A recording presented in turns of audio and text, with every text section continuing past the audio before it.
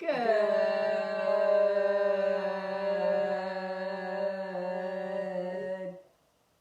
morning. Boogie is taking a nap. Good morning from Boogie Land. But Boogie, I thought you had something to say today. Maybe I forgot. Did you just want to show your bright face? I want to kiss you so everybody can see Wow, that I love you. Thank you, thank you. Good morning, everybody. Happy Tuesday.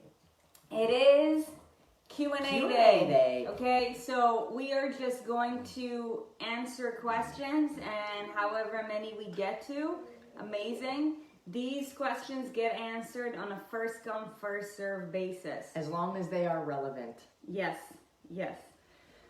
Okay, so today's first question is from Miss Tina Willie. Tina, you said that funny. I did, right? Tina Willie, all the way from Grand Prairie, Texas. The question is, So, I've been doing body... Okay, what do you want to... Which part of it? oh, I was just going to read it, but you can read it. I've been doing bodyweight workouts for 9 weeks, rise above, and 3 weeks completed of burn zone. I want to add weights to my workout. What is the difference? Oh, What is the difference between strength training and weight training, if any? What and how is the best way to start? okay. So there is a few questions to your questions. Okay. For one, you're almost halfway through the burn zone. So now here's the thing. The burn zone will have weights. That's what level 2 is for. And something that we always say is stay in the step you're in. I totally get your enthusiasm for wanting to do weights.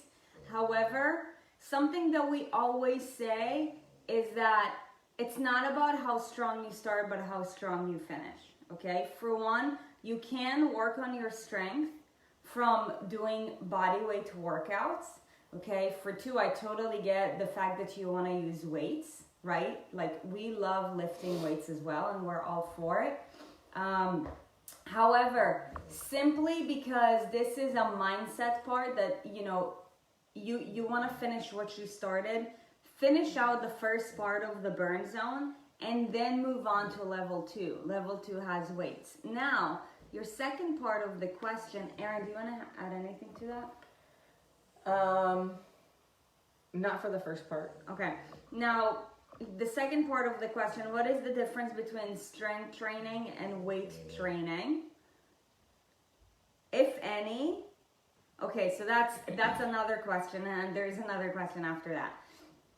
So the difference between strength training and weight training. So this has to do with different energy systems that you develop in your body. For one, so this is the technical answer.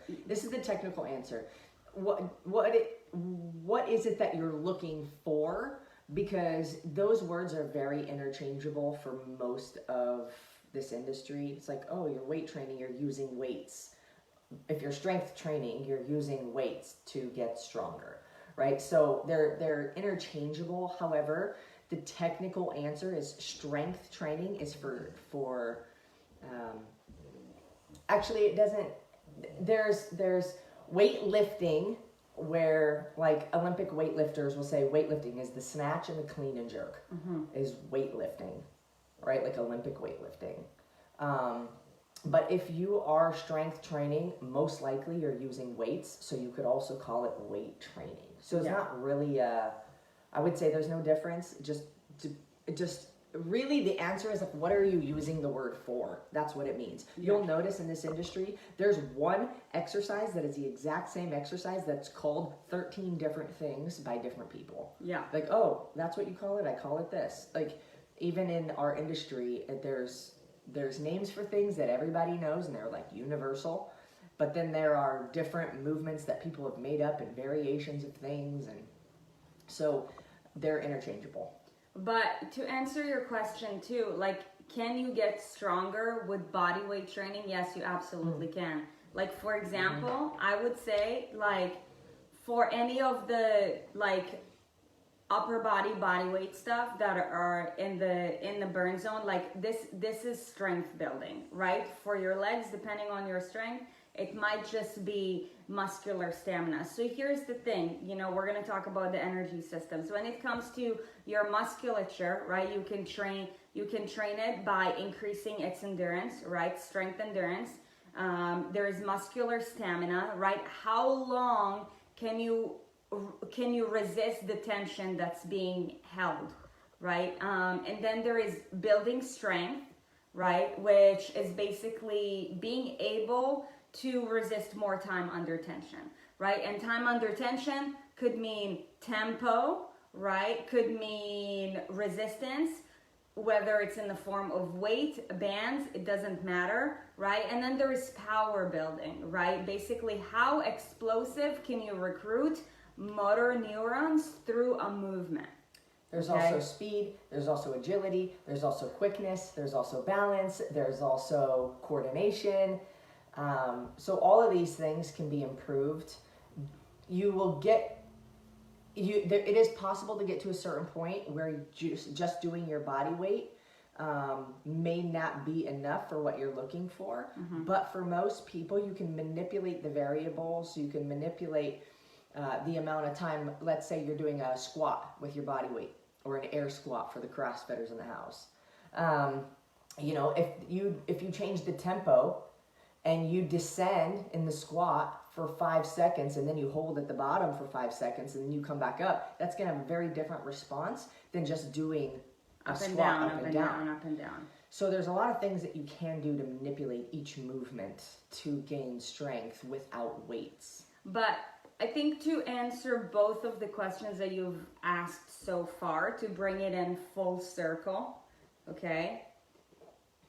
Stay in the step that you're in, finish out burn zone number 1 as is. Because here's the thing, you guys, something that we always say is that consistency is going to triumph anything. Okay, here's the thing, Tina. In order for you to achieve, you know, your body goals, you know that it's not going to happen in 4 weeks. You've done a tremendous job over the past 8 weeks, and I want to give you a huge shout out, right? But, you know, like, even 4 months, you're not going to get to your body goals, right? Like, we need to give it a lot of time. So what's most important is that you stay consistent, stay in the step that you're in, because this is a mindset thing. Like, you want to finish what you started, okay? Like, the burn zone is proven to work, okay? It's definitely challenging, right? Once you're done with burn zone level 1, if adding weight speaks to you, you will get an offer for burn zone level 2. And that's why we don't talk about level 2 until the end, because it's really important to us that you finish what you start. Most people won't make it there anyways. Yeah. Unfortunately. However, I would like to believe that a larger percentage of our people will make it there because of the consistency that we encourage. Yeah. Yeah. So the next one is nutrition related, and it is very specific to the way that we do nutrition. And I do see a lot of names in here of people who either have the Badass Fit Body custom nutrition program, or in the Inner Circle, or the Ultimate Transformation Academy, or wherever, and understand the way that we do nutrition. No, we don't do MyFitnessPal. No, we don't do counting calories. Grams of macros. Yeah. Okay, so can you help me understand the easiest way to count my proteins, fats, carbs, and veggies when it's a recipe or a food product that seems to fall under more than one category? That's a great question. So you need to look at each component of it's still important to know what's in what you're eating. So if you have a recipe, let's say you're making a recipe, and normally we count the things that are the big things, right? So if you're putting like a little bit of tomato paste in something, or you're putting like anything that doesn't seem to have a significant impact, yes, little things do add up. But when you're trying to count the overall, if there are little things that add up that you're putting into the recipe, if it's something that you're making, then round up. Just round up, right? So let's say you're making a protein pancakes, for example, right? And you use the Kodiak cake mix, right? That's going to be a carb. If you're using a scoop of protein powder, it's going to be a scoop of protein powder, right? So you're going to have a carb and you're going to have a protein. Mm-hmm. If you have any whole eggs in there with the yolk, then you're going to have a fat, right? So, or let's take maybe a more complex recipe, like a lasagna or something. Let's say like I see that Crystal just jumped in the room. I know that last night she made like spaghetti squash with tuna and like some pecans. I know I always say it weird. I hope I said it right. Okay. Or a soup or a stew. Yeah. You're basically looking at each component and then adding them up. Yeah. So for one, so here's the thing. Let's say you look at the recipe. Here's what I would do, right? And this is when you're a part of the learning phase. Once you've already, like, you're running on autopilot, then you already get it. You don't have to do this forever. However, doing this part will be essential for you to achieve food freedom. So right next to each element, right, I would ask myself, okay, what food category, okay, from the green, yellow, red table is this a part of? Mm-hmm. Okay, is it a protein? Is it a carb? Is it a fat? Right? And right next to it, like, the amount. Now, if it's something that strays, don't count it, right? Because here's the thing, little things add up, but when you make a meal, we want you to look at the big picture, right? So like Erin said, counting tomato paste, like, or she asked us, I remember on a coaching call the other day, she asked us if, like, I put a quarter of a glass of wine for 10 servings. Like, that's a trace, you guys. These things don't matter. Don't sweat the small stuff. So write down right next to it, what category would this be under, and the units. How many in the entire thing, and then how many servings do you break it into, and then you divide it. Yeah. So it's at the beginning, it takes a little bit of, time, investment, just like anything to gain an understanding, right? Because that's a part of the learning process. And then with time, you'll get used to it. Janelle, and I hope that helped. Oh, we didn't even say that was another one from Texas. That was Houston. Okay, so then we have Molly from West Virginia. I'd like to add more muscle. How can I incorporate resistance training besides body weight, like bands or weights? So great. I feel like that question was sort of answered. The bottom line is, if you want more muscle, like a significant amount of muscle that you can see, like physically see a difference, you're going to want to use weights. Mm-hmm. Resistant bands. Over time, like, yes, you can, they'll until they work until they don't anymore, because your body is so smart that it will adapt to whatever you give it quick. That's why all of our workouts are different. So if you want, like, actual muscle, for one, the hormonal response necessary is going to be intense. Your workout has to be intense for the hormonal response to encourage muscle growth. Like sprints. I would actually say if you did sprints, if you did all-out intervals, you probably would actually gain more muscle without using weight. I would say that's the only way. Because if you look at a sprinter, like an Olympic sprinter versus a marathon runner, their bodies are extremely different because of the type of movement that they do. Mm-hmm. Because of the intensity, the amount of rest, the amount of intensity within the work that they're doing at the time they're doing it, the duration of it, the duration of the entire workout versus one sprint. If they're running 100 meters as fast as they fucking can, and then they stop, and then they do it again, and then they do it again, and then they do it again, that is going to have a very different hormonal response that's going to encourage muscle growth than just going for a 5-mile or a 10-mile jog. Right. So if we're want to say I would say that's the only way that I can think of that you could gain muscle without using weights. Otherwise, it's going to be the compound movement. It's going to be squats, it's going to be deadlifts, it's going to be bench press, it's going to be pull-ups. You need to lift weights.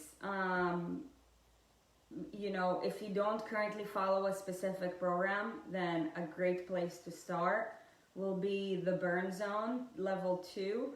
Based off of your level of experience, we do have the Raw exclusive program, which is an invite only. It is a little bit more advanced, so you have to earn your place to get there. If you don't have any of these, feel free to reach out to us or Tammy and just ask about it. And of course, we're happy to give you more information with regards to that.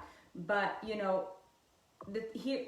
this is something that I want to add to your question. You need to be more specific with the question that you ask. Like, how much muscle do you want to add and why?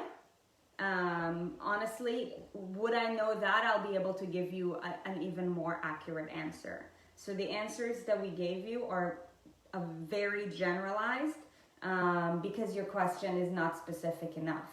Now, for anybody who's looking to add strength and to add muscle, know that this is a very long-term game.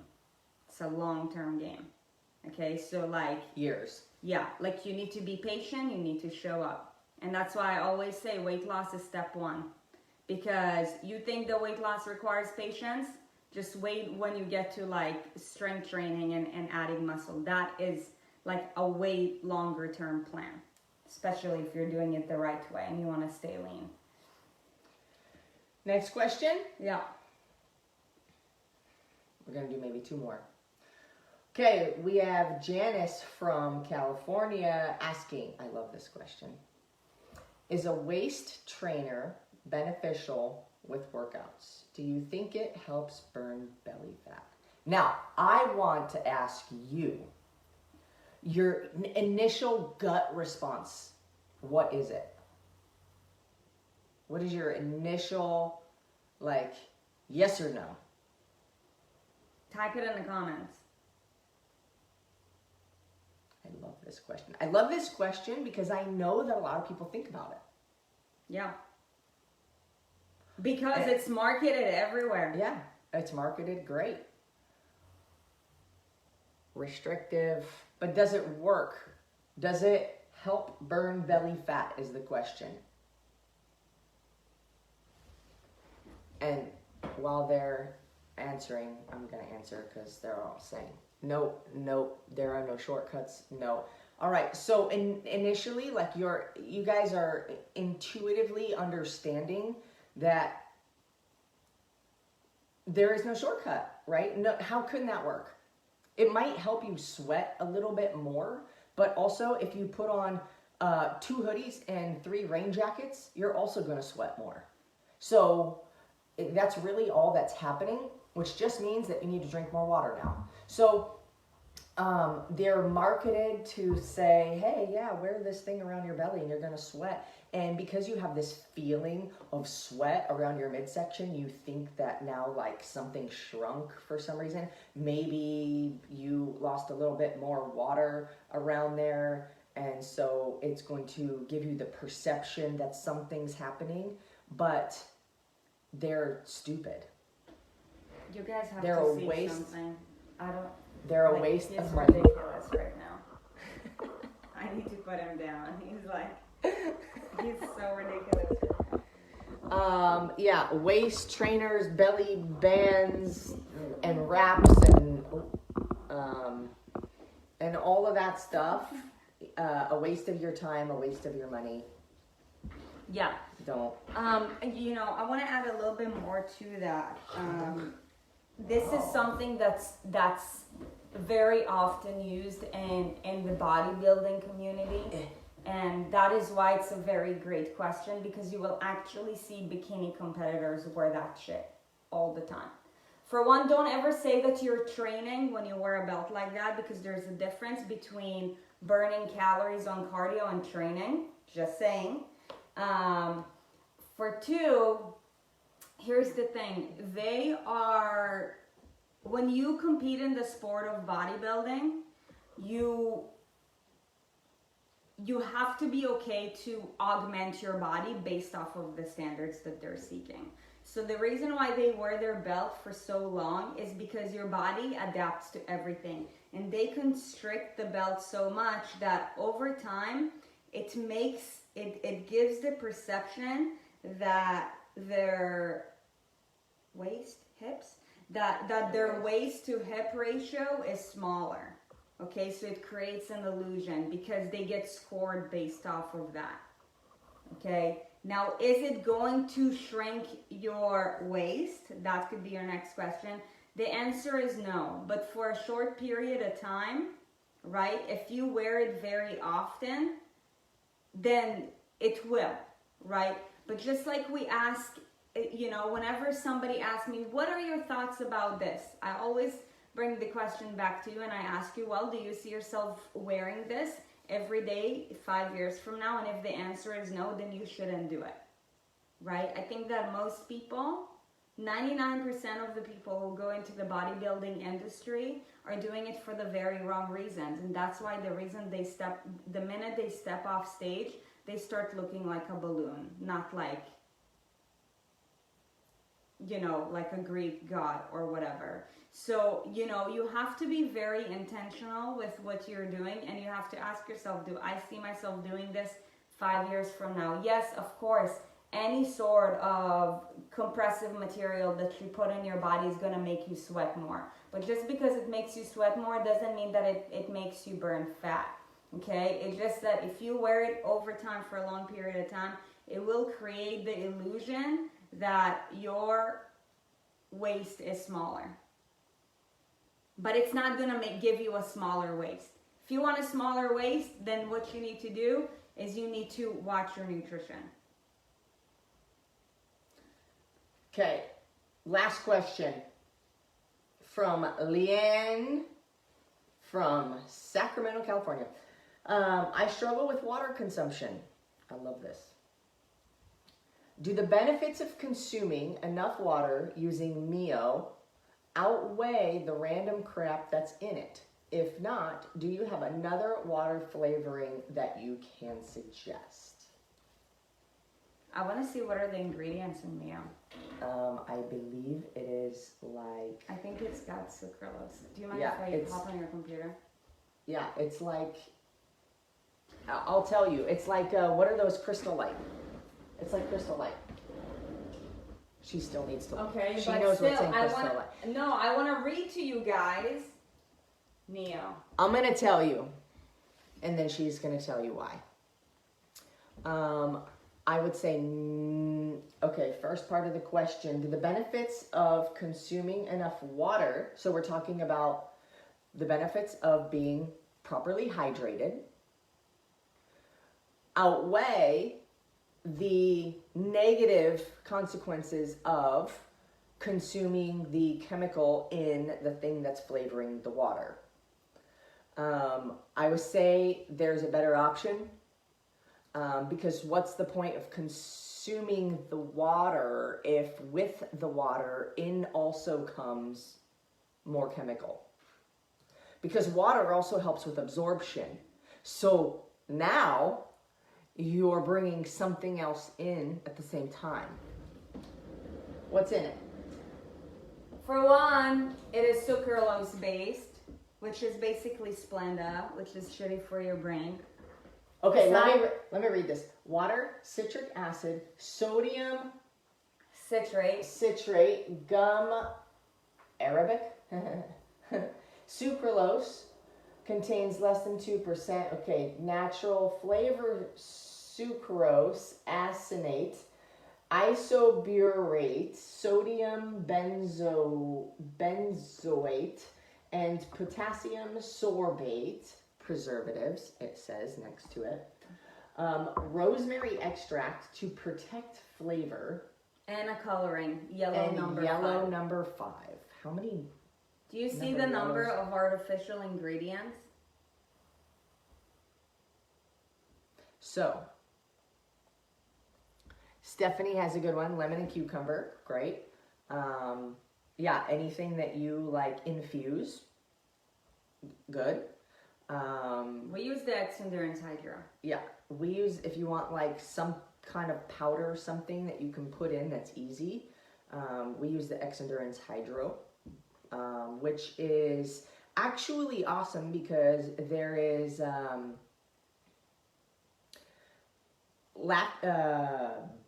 my gosh, what is the ingredient that helps you to absorb more of the water? The liquid IV. What is the name of that? I totally forget. Me too. But it's basically like if you were to take like an aminos kind of supplement with all of the garbage that goes along with that, this is like, no, it's actually not even comparable. Man, what is that ingredient called? I know, I'm drawing a blank on it. It's extra hydrating and it has a flavor to it. It also has lactate, which is a natural energy source that is calorie free that our bodies make, but we don't produce enough to use it to. We don't produce enough for it to be used for prolonged periods of time because it's the preferred energy source or fuel source. Our body will use it even before a carbohydrate. Our body will use it. Once it's gone, it's gone. Sustamin. And it's quick. Sustamin. Yes, that's right. And so it actually helps pull the water into the cells. So you're getting extra hydration from it. It's a wicked hangover cure for anybody living that scene. But it's like, yeah, it's like an electrolyte, but without bullshit and yeah, Sarit it's drinks stevia it based. Yeah, that's what you always all see day. me drink on the calls. All day. In fact, I got it right here. Yeah, it's great. Mio is a piece of shit. Obviously, it sounds like there is enough artificial ingredients to make some kind of mutation. So, you know. Jessica's asking, how do you spell that? How do you spell the supplement? Sustamin? How do you spell the supplement we're talking about? Or how do you spell the ingredient that we're talking about? The supplement is X Endurance Hydro Sticks. HYDROSTIX. Tammy, drop your link in there. Yeah, Tammy can send you a link to it as well. It's your first time, you get 10% off. But yeah, that's the supplement. Hydro sticks. Hydro Sticks. Yep. Yeah, we'll post. We'll make a post in the page today too for any of you guys who are. Yes, we do have a discount code. So we'll post that for you guys. If Tammy sees it, she can drop it below in the comments as well here. But we can also post it on the wall today. Yeah, for you guys. So that is it for our questions today. If you have questions and you want them answered, look for the form that we will be dropping every single week on a page so that you can click, you can submit your question, and we will answer your question. Amen. That happens on Tuesdays. To that. Tomorrow we have our money conversation so that we can help you achieve a life full of financial freedom, not just physical freedom. So until then, we hope that you guys have an amazing day. See you on the flip side. Bye.